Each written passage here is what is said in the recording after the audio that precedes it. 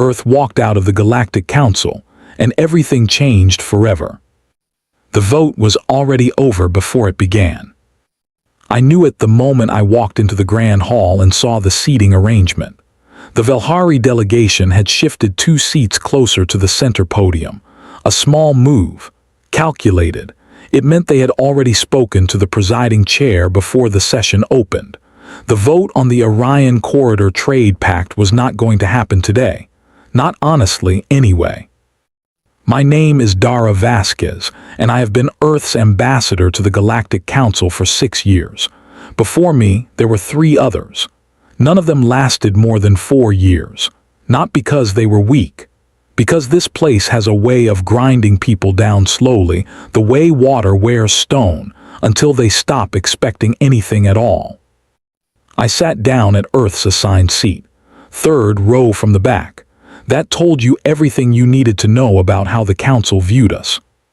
The Grand Hall of the Galactic Council was built inside a massive orbital ring around a neutral star called Kepler's Point. The hall itself could seat representatives from 60 species, and every surface was designed to impress.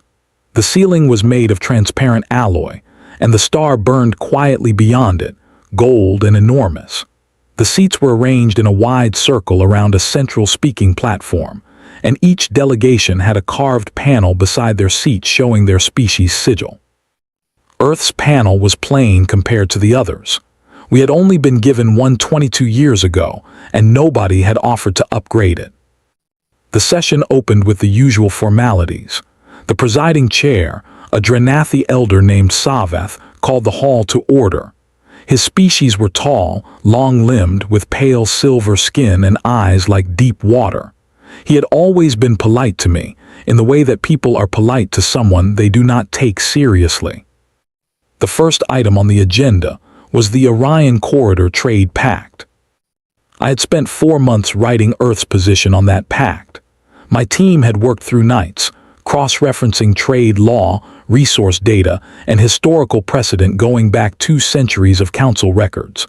The pact, if passed, would open 3 new shipping lanes through the Orion Corridor, lanes that Earth vessels were currently blocked from using. The economic impact for our colonies would have been significant. Real food, real medicine, real building materials reaching settlements that had been running short for years. I stood when the chair called Earth's position to the floor. I spoke clearly the way I had practiced. I outlined the data. I presented the case. I did not beg, I never beg. I had barely finished my 3rd point when the laughter started. It came from the Velhari table. There were 4 of them seated there, long and angular, wrapped in deep violet ceremonial robes. The lead Velhari representative was a figure called Prethos.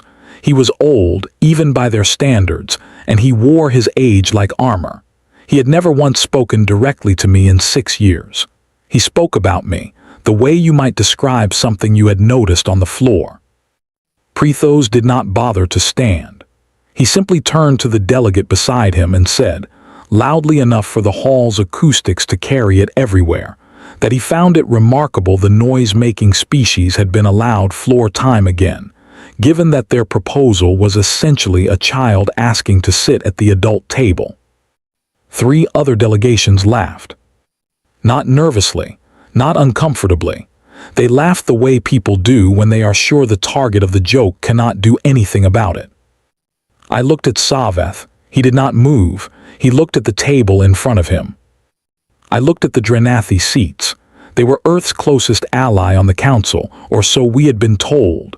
Savath's junior colleague, a younger Drenathi named Rael, was studying his own hands. Nobody said a word in our defense. Not one voice. I stood there at the speaker's platform for a moment that felt much longer than it was. I thought about the 22 years Earth had been part of this council. I thought about the dues we paid, not small amounts, amounts that strained our budget every cycle. I thought about the peacekeeping personnel we had sent to 4 different conflict zones at the council's request. I thought about the scientists we had loaned to joint research programs, the agricultural specialists we had sent to struggling colonies, the medical teams we had deployed after the Sulkai food blight 3 years ago. I thought about every time an Earth motion had been quietly shelved, every time our requests had been rerouted to committees that never met, every time I had been told, in careful diplomatic language, that perhaps Earth needed more time to understand how the Council functioned. 22 years. I looked at Prethos. He was already speaking to someone else. Something shifted inside me. Not anger exactly. Anger burns. This was colder than that. This was clarity. I picked up my documents from the platform. I stacked them neatly. I switched off my translation earpiece and slid it into my jacket pocket. Then I looked at Savath and I said, in a voice that was completely steady, that Earth was done asking for permission. I walked off the platform and toward the exit. The hall went completely silent. I did not look back. I had learned a long time ago that the moment you look back, they think you are uncertain. I was not uncertain. With every step I took across that floor, I felt more certain than I had in 6 years. The doors opened automatically and I walked through. On the other side, my aide, a young man named Owen Clark, was waiting. He was 26, sharp, and very good at hiding how worried he was. He was not hiding it well right now. He looked at me, and then at the closed doors behind me, and then back at me. I said, "Walk with me," and I kept moving. We were in the shuttle bay within 4 minutes. I did not say anything during those 4 minutes. Owen did not ask. He had worked with me long enough to know when silence was not emptiness but calculation. We boarded the Earth Consulate shuttle, a modest vessel compared to the Velhari cruisers parked in the adjacent bay, and I sat down and pulled out my personal comm unit. 2,400 messages had arrived in the last 6 minutes. The Council's live broadcast system had carried everything. Every species with a communications network had seen it. 48 civilizations had watched Earth's ambassador walk out of the Grand Hall. I scrolled through the first dozen messages without opening them. I said to Owen, "Get me a secure line to Geneva." He was already dialing. The Secretary General picked up in under a minute, which told me she had been watching. I said, "I assume you saw." She said every word. There was a pause. Then she said, "You did what the last 4 ambassadors all wanted to do and never had the nerve to try. We are behind you, Dara, completely." I looked out the shuttle window at the great orbital ring and the star beyond it. I said, "Then it is time to move to the second part of the plan." She said, "It is already in motion." I leaned back and looked at those 2,400 messages still filling my screen, and for the first time in 6 years, I let myself breathe. Owen Clark was 26 years old and he had a habit of tapping his fingers against his knee when he was thinking hard about something. He had been tapping for 11 straight hours by the time we docked with the Earth Consulate vessel Resolute, and he finally stopped when he saw what was waiting for us. There were 14 people crowded into the Resolute's main briefing room. Legal analysts, trade specialists, 2 economists who had flown up from Geneva, and a quiet woman in the back named Fiona Greer who worked in a department whose full name I was not allowed to say over open channels, but whose purpose everyone in that room understood. They had been ready for this moment for 8 years. That was the detail most people did not understand. When they watched the footage of me walking out of the Grand Hall, they saw a moment of frustration, a diplomat finally losing patience. That was not what it was. What I had done was pull a trigger on a plan that had been built, slowly and carefully, over almost a decade. I sat down at the head of the table and looked at Fiona. She slid a single document across the table to me. 43 pages, dense, precise, formatted in the official style of Galactic Council administrative law. She said, "It is ready. We have been ready since last Tuesday. We were only waiting for the right moment." The document was Earth's notice of conditional withdrawal. It was not a rage declaration. It was not a dramatic statement of anger. It was a legal instrument constructed by the finest minds Earth had dedicated to the task. And it cited 19 specific violations of the Galactic Council Charter that had been committed against Earth over the course of our membership. Each violation was documented with dates, session records, transmission logs, and witness accounts. Every single one had been reported through proper channels at the time it occurred, and every single one had been ignored or quietly dismissed. The document did not say Earth was leaving forever. It said Earth was withdrawing under Article 7, Clause 14 of the Charter, the clause that allowed a member species to suspend participation pending resolution of documented grievances. It was completely legal. It was completely airtight. And it had been filed with the Council's own administrative system the moment I stepped through those doors. Owen looked up from his copy and said, "They are going to say we are overreacting." I said, "Let them. The document does not react, it states facts." The first response from the Council arrived within the hour. It was from the Velhari delegation, which did not surprise anyone. The message was formal and cold, informing us that our notice had been received and that the Council considered it a disruption to galactic stability, and that Earth was expected to return and fulfill its obligations. Our automated response went out 40 seconds later. It read, "Our terms are attached. Have a productive session." Fiona actually smiled when she saw that go out. But there was a larger question in that room that nobody had said aloud yet. The question underneath all the legal precision. The question the Council itself was clearly just now beginning to confront. Why did it matter if Earth left? For 2 decades, the narrative had been simple. Earth was a young species, still developing, still learning the rhythms of galactic society. We were allowed a seat at the table as a kind of goodwill gesture, a demonstration of the Council's inclusivity. Our resources were modest. Our military presence was minimal. We had no ancient alliances, no territorial claims older than a century. By every measure the Council used to rank significance, we were near the bottom. That was the story they told.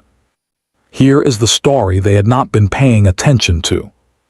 22 years ago, when Earth joined the Council, our engineers had been assigned to a minor infrastructure project, helping to maintain the FTL relay network that connected the outer systems.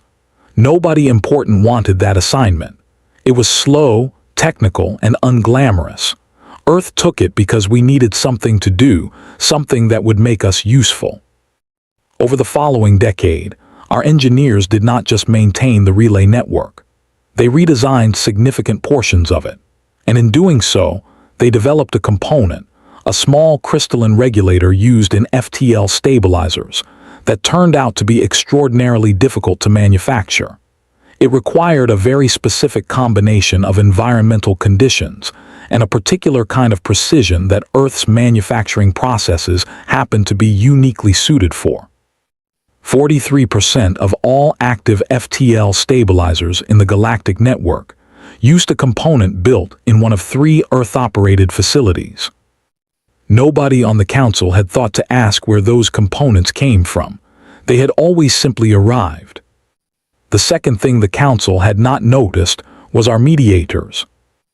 Earth had produced in the last 15 years an unusual number of diplomatic specialists who were very good at sitting in rooms with people who could not stand each other and helping them find a way forward. We had been asked, informally, to send these specialists to various conflict zones as quiet observers. They were never given official mandates. They never appeared in Council reports. But 14 disputes that the Council's official mediation body had formally failed to resolve had been quietly settled, in back rooms and on neutral ships, by human mediators who spoke carefully and listened without interrupting. The third thing was the Drenathi lung plague. 4 years ago, a respiratory illness had spread through Drenathi population centers with alarming speed. The Council's medical commission had identified the pathogen, but had not been able to develop a reliable treatment. Earth's bioresearch team, working in a facility on Titan, had cracked the synthesis for a treatment compound within 7 months. We had shared it freely. We had asked for nothing in return. Savath himself had sent a personal message of gratitude. And then, as far as the council was concerned, the moment had passed and Earth had gone back to being unimportant. All of this was in the document we had just filed. Not as a list of complaints, as evidence of integration, as proof that Earth had become load-bearing in ways the Council had never bothered to examine. The realization was beginning to ripple outward. I could see it in the nature of the messages coming in. The first wave had been shock, then outrage from the Velhari, then a strange silence from everyone else. And now, in the third hour after my walkout, something different was starting to appear in my inbox. Requests for private conversations. Not from the Velhari, from the smaller delegations, from the Sulkai, who ran some of the largest agricultural operations in the mid-systems and who had quietly relied on Earth seed bank technology for 3 seasons. From the Morrow Collective, a 3-planet federation who had an Earth mediator currently sitting in one of their internal negotiations. From species I barely had names for, who had never once spoken to us in open session. They were not reaching out to demand we return. They were reaching out because they were scared. Not of us leaving. They were scared because they were looking at their own situations clearly, maybe for the first time, and realizing that what had happened to Earth had also been happening to them.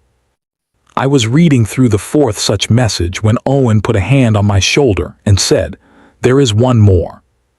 He held out his own comm, and I looked at the screen. The message was from Rael, the young Drenathi diplomat who had studied his hands during Prethos's laughter, the one who had said nothing. The message was 2 sentences. It read, "We need to talk, not as council members, as people who owe you an apology." I read it twice. Then I handed the comm back to Owen and said, "Send him coordinates for the way station at Meridian Point. Tell him we will meet in 4 days. Tell him he can bring the Sulkai and the Morrow Collective if they want to come. Tell him this conversation will not be a council session. There will be no official record, no presiding chair, no voting procedures." Owen asked, "What will it be then?" I said it will be honest. He went to send the message, and I sat alone at the briefing table for a moment, looking at the 43-page document, at all those years of careful documentation, all that accumulated patience sitting on the table in front of me like a stone that had finally been dropped. It made a sound when it landed. The galaxy was beginning to hear it. The way station at Meridian Point was not impressive to look at. It had been built by a species called the Torathi, who had gone quiet 3 centuries ago and left behind a handful of empty structures throughout the outer systems. The way station was basically a large rock with a pressurized interior, docking clamps on 3 sides, and an atmospheric system that hummed constantly and smelled faintly of mineral dust. It was, however, completely off the Council's official communication grid. That was the only feature that mattered. Owen and I arrived 12 hours early and swept the place ourselves. Old habit from my early diplomatic training. You never meet on someone else's ground without checking it first, and you never assume neutral ground is actually neutral until you have looked at every corner of it. It was clean. The delegations arrived in the following order. First, the Sulkai, who sent 2 representatives, both female, both wearing the layered amber robes of their senior diplomatic class. Then the Morrow Collective, 3 figures who moved in a coordinated way that never stopped feeling slightly unnatural, but who were among the most precise thinkers I had ever negotiated alongside. Then 2 smaller species whose names I will not attempt here because their spoken form was essentially a series of tones rather than syllables, but who I will call the Alderi and the Keth for the purposes of memory. And last, the Drenathi. Rael walked in with 2 colleagues and stopped when he saw me. He was younger than I expected from his message. Young for his species, anyway, which put him somewhere around 90 years old in Earth terms. He had the characteristic Drenathi silver skin, but his eyes were darker than Savath's, more gray than deep water. And he looked like someone who had not slept well in 4 days. He said, "Ambassador Vasquez, thank you for agreeing to meet." I said, "Thank you for reaching out."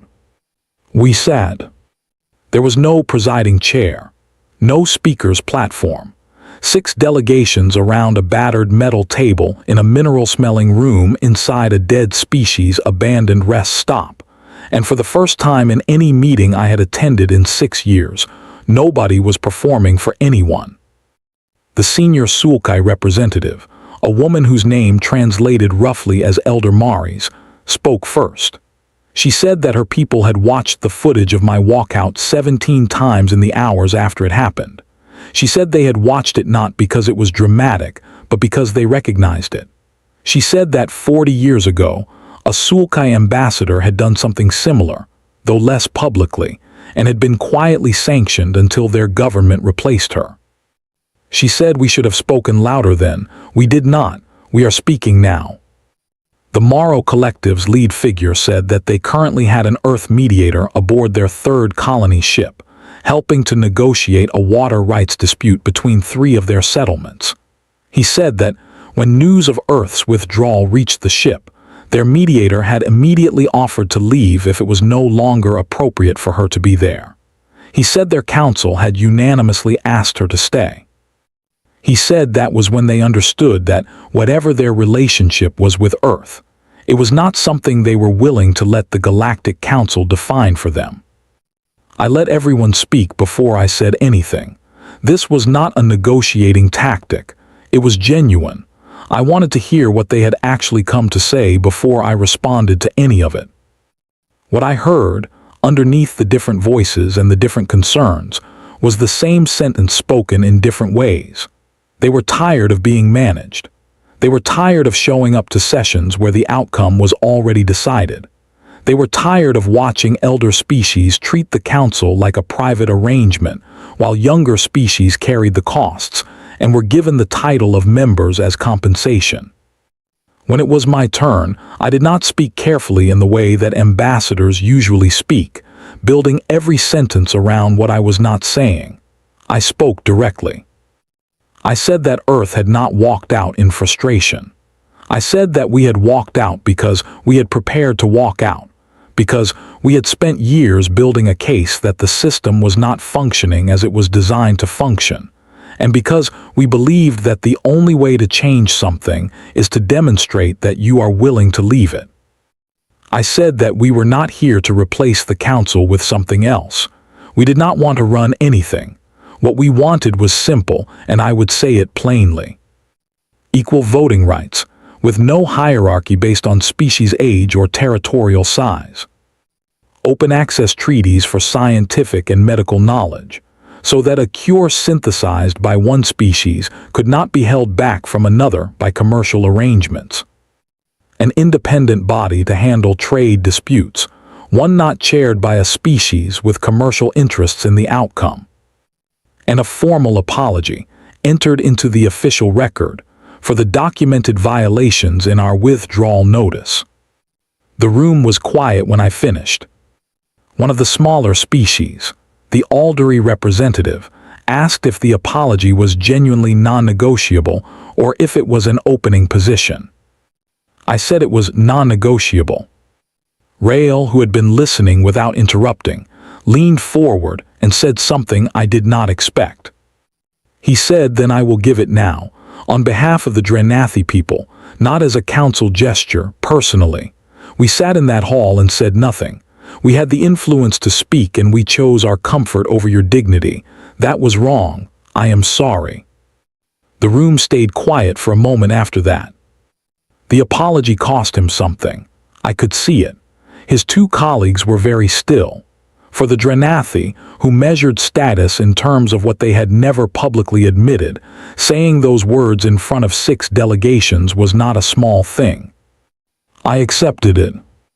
Then I set down the framework document, 27 pages. We called it, for working purposes, the Resolute Accords, because we were meeting to draft it on the Resolute, or because that was the name Owen had used once and it had stuck, which was honestly how most things get named. We worked for 9 hours. We did not agree on everything. There were sharp disagreements about the structure of the independent trade body, about whether the scientific access treaty should be reciprocal or unilateral in its first phase, about what counted as a sufficient definition of equal voting rights when some species had 10 times the population of others. But we kept working.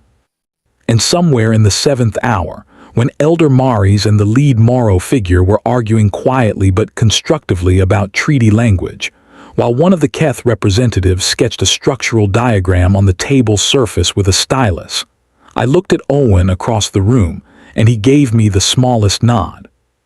This was actually happening. We had the outline of something real, not a protest, not a walkout in the records, a framework, a beginning. Then Owen's comm vibrated. He looked at it, and his face changed in a way that made my stomach drop. He crossed to me and tilted the screen so I could read it. A Velhari warship had just dropped out of FTL transit 40,000 kilometers from the way station. Its identifier was the Dominion of Right, a heavy enforcement vessel, and it was broadcasting on open galactic frequencies that the gathering at Meridian Point constituted an unauthorized political assembly in violation of council administrative codes, and that all parties were instructed to disperse immediately. The room had gone very quiet. Several of the smaller delegates were already moving toward the docking corridor. Old habits, old fear, the way you flinch from something that has been above you for a long time. I put my hand flat on the table and said, "Please sit down." They stopped. I picked up my personal comm and opened the channel to Commander Yusuf Ademi, aboard the Earth Consulate vessel Resolute. Yusuf had been one of the best tactical officers in Earth's fleet before he was assigned to consulate duty, which many of his colleagues considered a demotion. Yusuf did not see it that way. He said if things went as he expected they would eventually go, consulate duty was where the interesting decisions got made. I said, "Yusuf, you are aware of our situation." He said, "I have been aware of it for about 40 minutes. I have been waiting for you to call." I said, "What does it look like from your position?"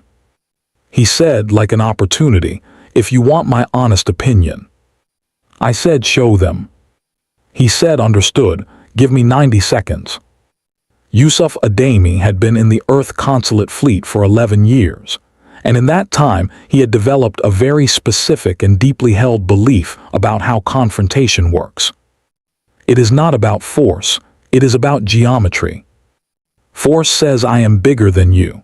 Geometry says I have already thought through every move you can make and positioned myself to make all of them pointless. Force requires energy.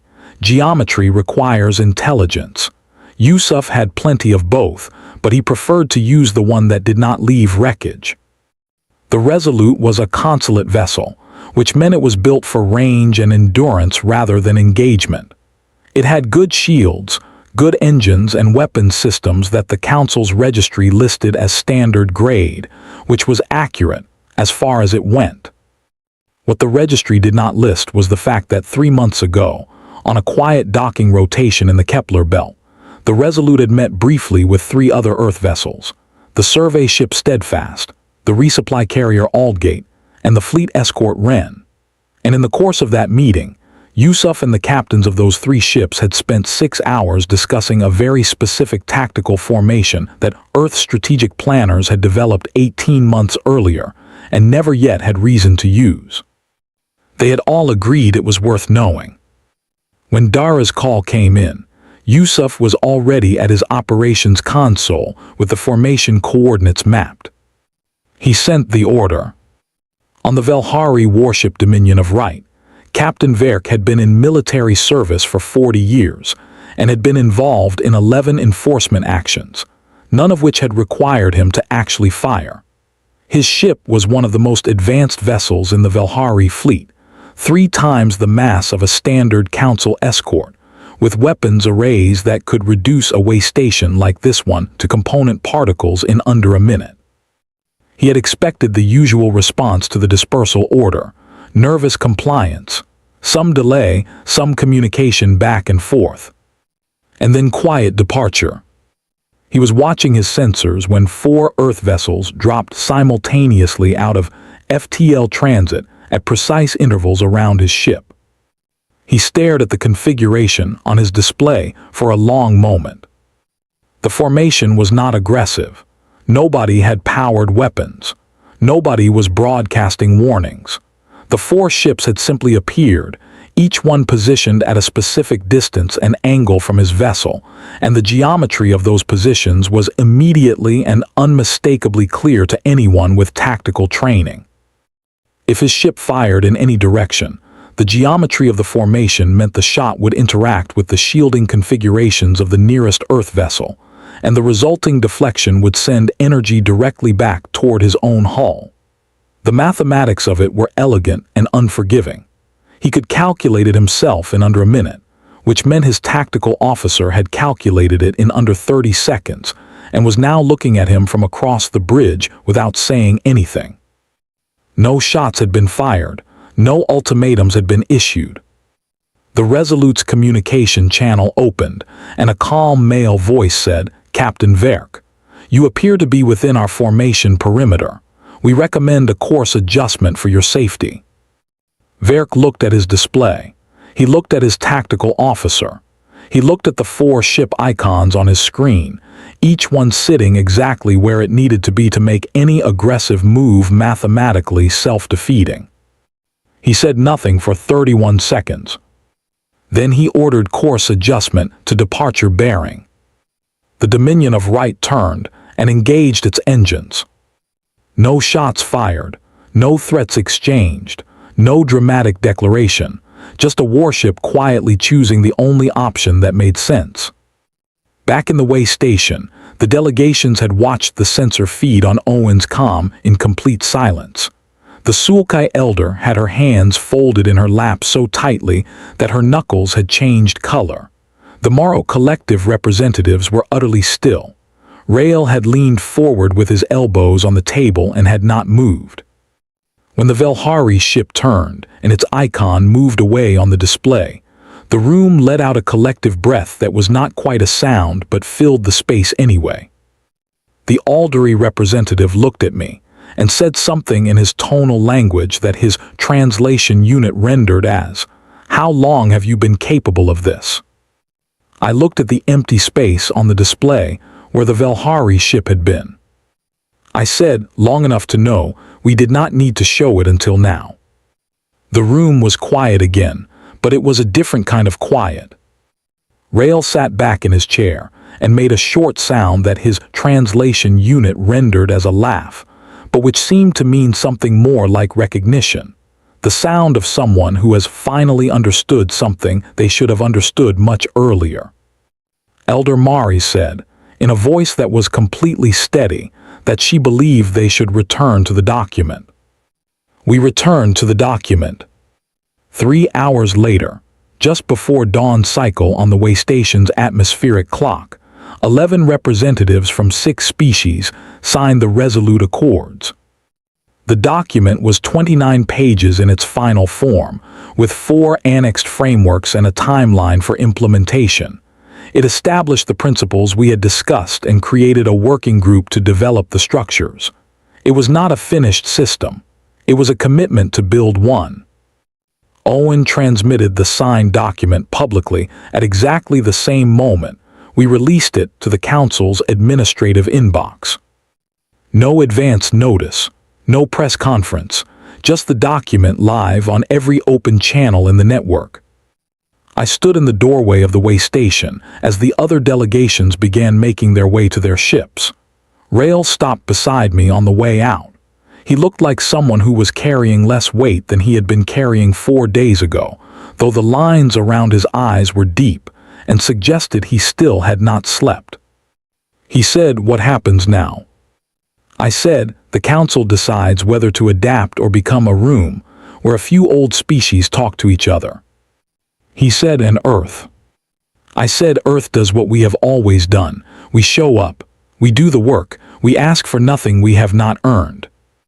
He looked at me for a moment in the way that people look at someone when they are deciding whether to say something. He said, for what it is worth, I think you have always earned more than you were given. I said, I know. That is why we stopped waiting to be given it. He nodded once and walked to his ship. I stood there until all the ships had undocked and the way station was quiet again. Just the hum of the atmospheric system and the faint smell of mineral dust, and I let myself stand still for a moment in the middle of all of it. Then Owen appeared beside me with 2 cups of very bad synthesized coffee and handed one over without saying anything. We drank in silence. The Accords were out in the world now.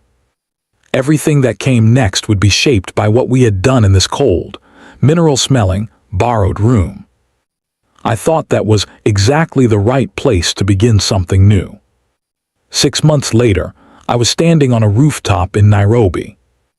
It was a real rooftop, earth rooftop, concrete under my feet, warm air that carried the smell of the city below, a sky that was just moving from orange into deep blue as the sun finished its business for the day.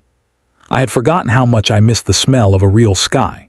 You spend enough years on orbital stations and consulate vessels, and you start to think you have adjusted, that the recycled air and artificial light cycles are a reasonable substitute. Then you stand in actual open air, and you understand immediately that you had not adjusted at all. You had just learned to stop noticing what you were missing. The new interstellar diplomatic headquarters occupied the top 12 floors of a building in the center of Nairobi that had once been a technology campus. It had been converted quickly, too quickly in some areas, and certain corridors still smelled vaguely of the previous tenants. But it had good conference facilities, a translation suite that could handle 47 languages simultaneously, and a rooftop that nobody had told me I was not allowed to use, which I appreciated. I had been up here for 20 minutes when Owen found me. He was carrying a tablet and his jacket, which meant he had come from a meeting and planned to go directly to another one. His schedule had become extraordinary in the last 6 months. My schedule had become extraordinary.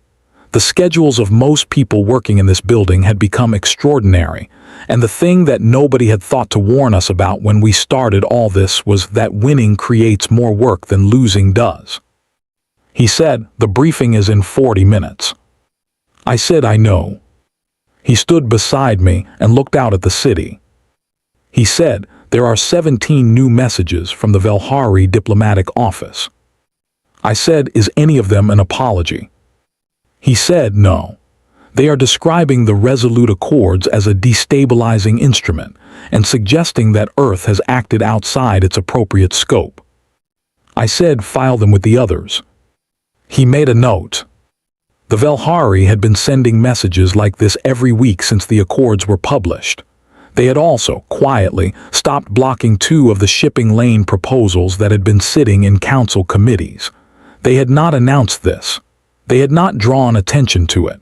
They had simply let the votes proceed, and the votes had passed, and the shipping lanes were now open. They were adjusting.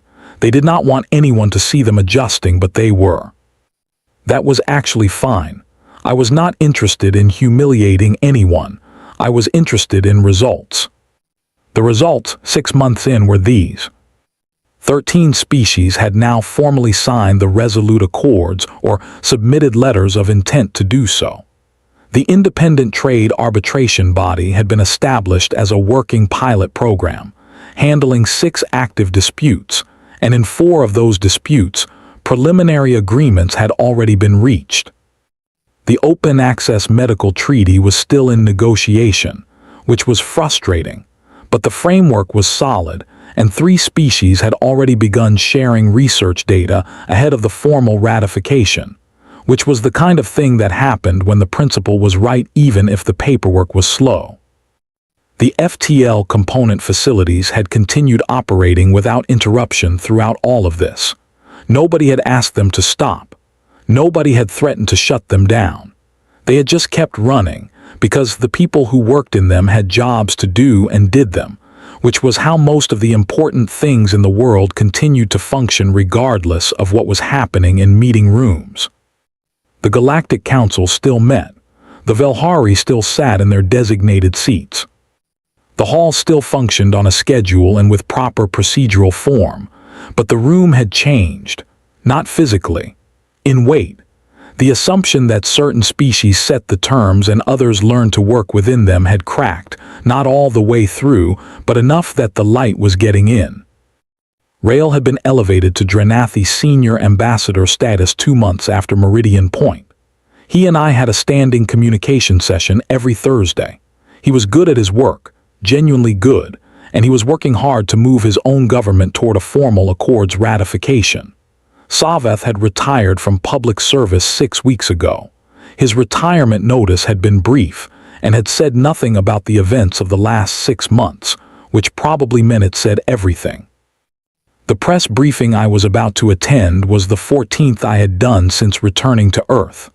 The first 13 had been intense, full of urgent questions about whether we had started a war, whether Earth was in danger, whether the galaxy was going to come apart. By the 8th briefing, the questions had shifted.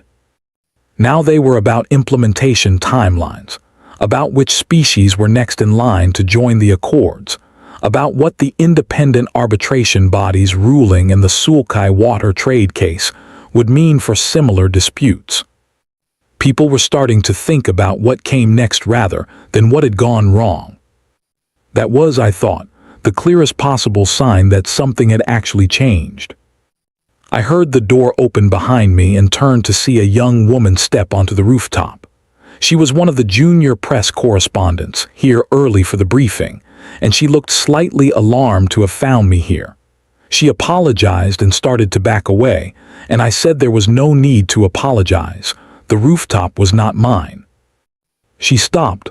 She said, "Actually, can I ask you something, off the record?" I said yes. She said, "When you walked out of that hall, were you scared?" I thought about it, the honest answer. I said yes, I was terrified. She looked slightly surprised, as if she had expected something more composed. I said I kept walking anyway because I kept thinking about what Earth has survived. Ice ages, every kind of illness you can imagine, centuries of the worst that people can do to each other. We came out of all of that still arguing, still building, still trying to improve. I thought, if we survived all of that, a council chamber full of aliens who do not respect us is not going to be what breaks us. She nodded. She said, "And were you always planning to walk out? Was it all calculated?" I said the preparation was calculated. The moment was real. She wrote something in her notes. Then she said, "Thank you," and went back inside. Owen checked his watch and said, 30 minutes. I said, "I know." We stayed on the rooftop a little longer. The city moved below us. The sky went deeper blue, and the first few lights were beginning to appear in the buildings across the way, small bright rectangles where people were finishing their days and beginning their evenings, cooking and reading and talking to each other, doing the ordinary business of being alive on this planet. I thought about something that had arrived 2 days ago, a package from Rael. Inside was a small object the size of my fist, gray-green, smooth, with a faint warmth to it that did not seem to come from temperature. A Drenathi memory stone. I had read about them but never seen one. There was a note with it in Rael's handwriting that said only, "Press it gently and hold still." I had done this alone in my office with the door closed, because I did not know what to expect. What I felt was not sound exactly. It was closer to understanding, a fragment of experience that settled into me like something I had always known but not yet articulated, and through it came Rael's voice, calm and clear, saying this. He said, "I have lived for 400 years. I have served in diplomatic posts for 300 of them. I have watched your species from the day Earth joined the Council. I watched you try and be turned away. I watched you bring solutions that were used without credit. I watched you absorb insults that I, in my own comfortable position, told myself were not my responsibility to address. I was wrong about that, and I knew I was wrong, and I did nothing anyway. I am telling you this not because I want your forgiveness, although I hope for it. I am telling you because I think you should know that someone who had been watching for a long time finally saw you clearly. I am ashamed it took so long, but I see you now. The memory stone had gone quiet after that, and I had sat in my office for a while with it in my hands, not thinking about policy or timelines or the next step in anything. Just sitting with the fact that 400 years of life had looked at 22 years of hours and found something worth respecting. That was not nothing. On the rooftop in Nairobi, with Owen beside me and the city spreading out below, I looked up at the sky that was not just a sky anymore. It was a map. Every visible star had a name now, in more languages than any human mind could hold. Out there, across distances that numbers failed to fully express, 13 civilizations had signed a piece of paper built in a cold way station by people who were willing to sit in a room together and speak honestly. It was not the end of anything. It was, if we were careful and continued to show up and do the work and not mistake one good moment for a finished story, it was a beginning. I thought of the question that had been asked most often in the 14 press briefings. People wanted to know what we had proven. They wanted the lesson stated clearly, the way lessons are supposed to be stated. I had a different answer for every briefing because I was still thinking it through. But the closest I had come, the version that felt truest when I said it, was this. We did not walk out because we gave up. We walked out because we had finally and completely decided that we deserved better than what we were being offered.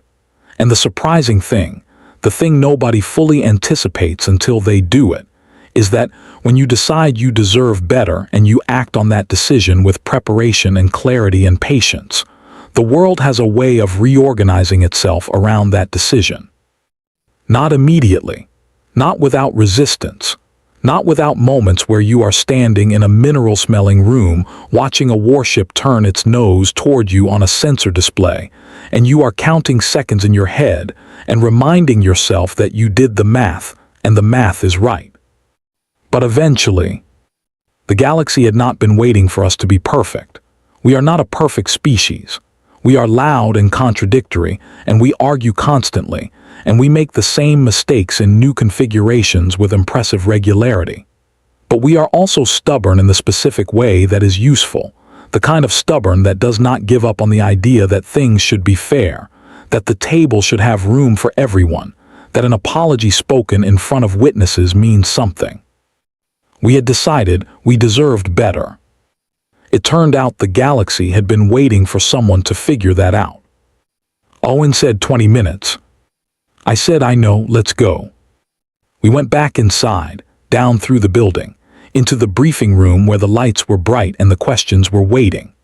I stood at the podium and looked out at the rows of reporters, human and otherwise, because 3 alien press correspondents had credentials now and sat in the 3rd and 4th rows with translation units in their ears. And I thought that was exactly the kind of ordinary miracle that happened when you stopped settling for less than ordinary miracles. The first question was about the arbitration body's timeline. I answered it clearly and completely. Then the next one and the next. The work continued, the way work always does, not in dramatic moments but in the accumulation of careful, honest, persistent effort. The kind of effort that looks unremarkable from the outside and that changes everything from the inside. We had walked out, and then we had walked back in, on our terms, into a room that was already different because we had left it.